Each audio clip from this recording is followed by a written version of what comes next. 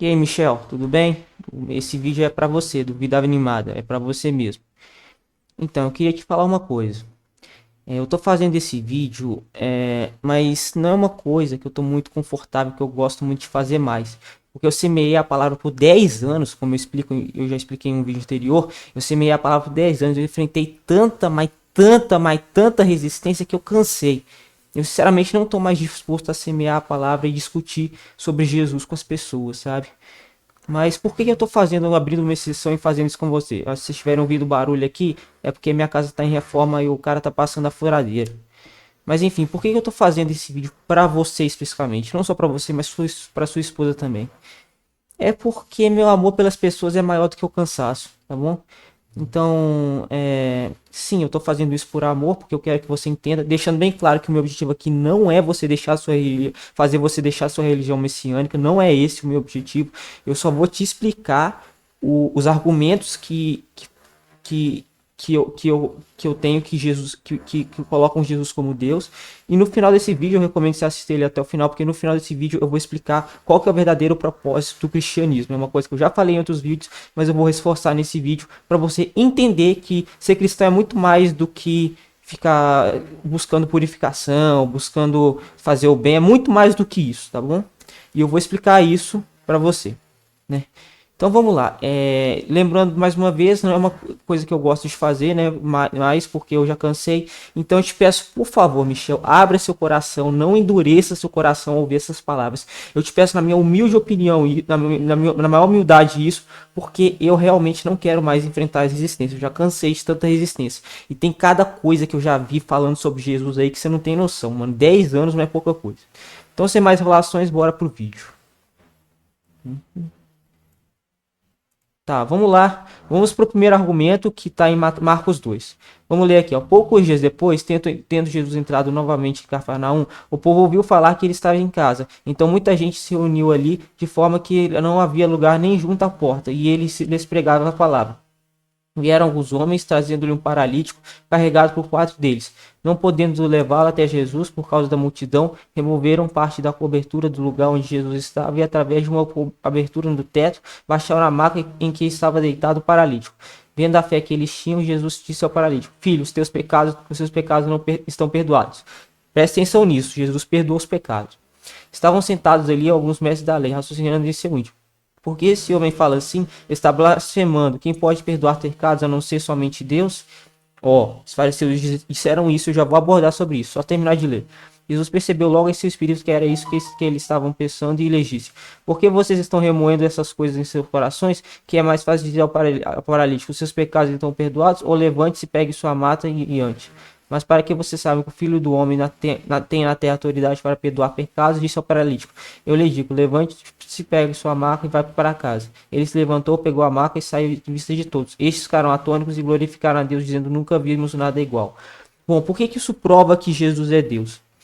Se qualquer outra pessoa tivesse falado isso aqui, os teus pecados não estão perdoados, naquela época, a pessoa ela era executada no mesmo instante, porque é realmente blasfêmia. Só Deus pode perdoar pecados.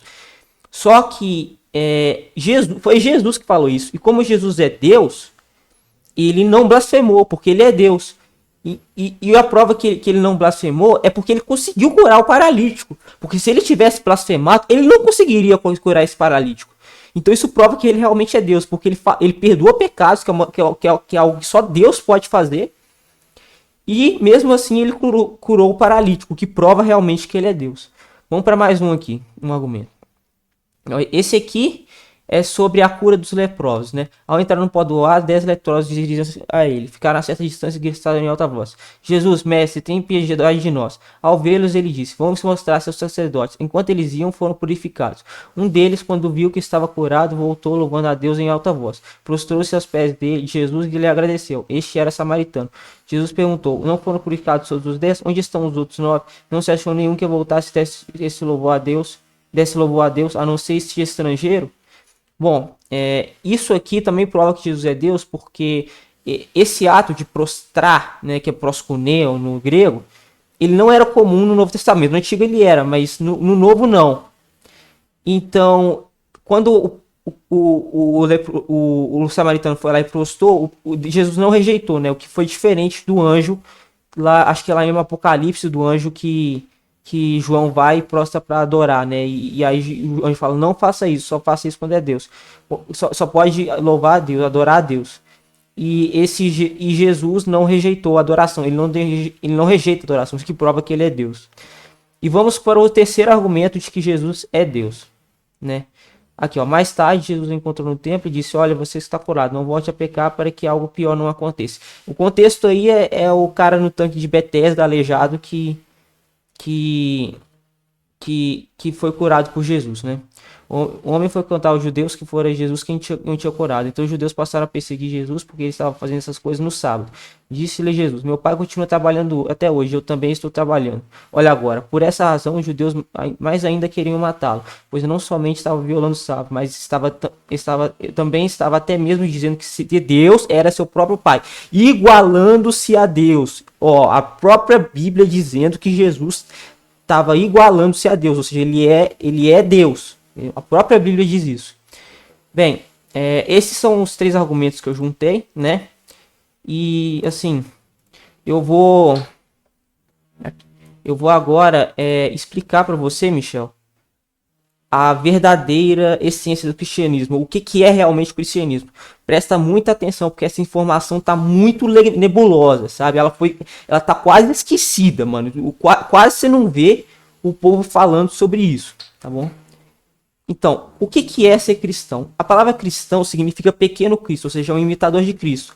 Ou seja, ser cristão é ser imagem e semelhança de Cristo. Isso vai muito mais do que fazer o bem, vai muito mais do que ser purificado, vai muito mais do que ser salvo, vai muito mais do que isso. É como se você fosse o próprio Cristo, sabe?